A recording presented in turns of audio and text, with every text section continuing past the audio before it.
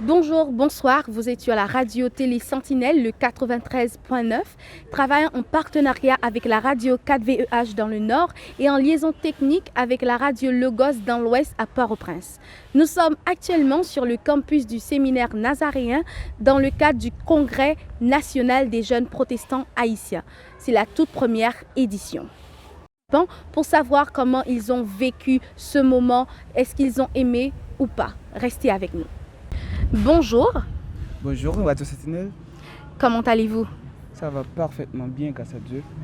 Comment avez-vous vécu ce moment sur le campus nazaréen? Est-ce que vous avez aimé l'ambiance? Quel a été votre conférencier préféré?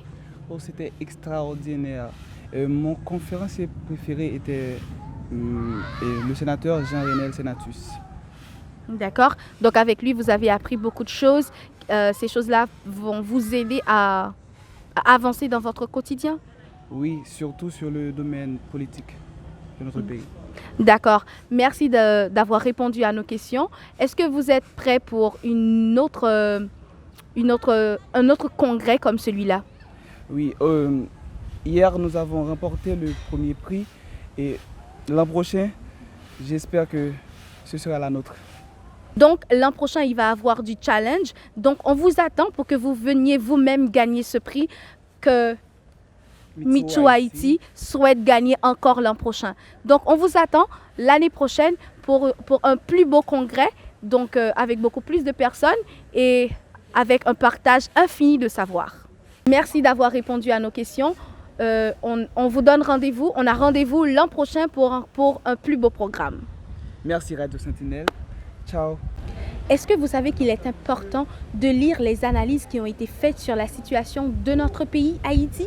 Ben oui, il est important de les lire pour savoir ce que pensent les autres, pour mieux analyser nous-mêmes nos pensées, mieux construire nos pensées et mieux analyser la situation nous-mêmes. Aujourd'hui, je suis avec l'écrivain du livre La société haïtienne en décomposition, avancée durant cette décennie, à qui revient la faute. C'est de Élie Merville. Il est professeur, philosophe. Élie, parle-nous un peu de ton livre. Merci, je salue tout le monde. Et c'est un plaisir pour moi de prendre la parole pour vous dire, comme l'a dit notre présentatrice, il est important de lire, mais surtout de lire des livres et un rapport à notre pays, voir ce qu'on pense pour l'avenir de ce pays. Le livre, comme on l'a déjà signalé, la société haïtienne en décomposition avancée durant cette décennie, à qui revient la faute.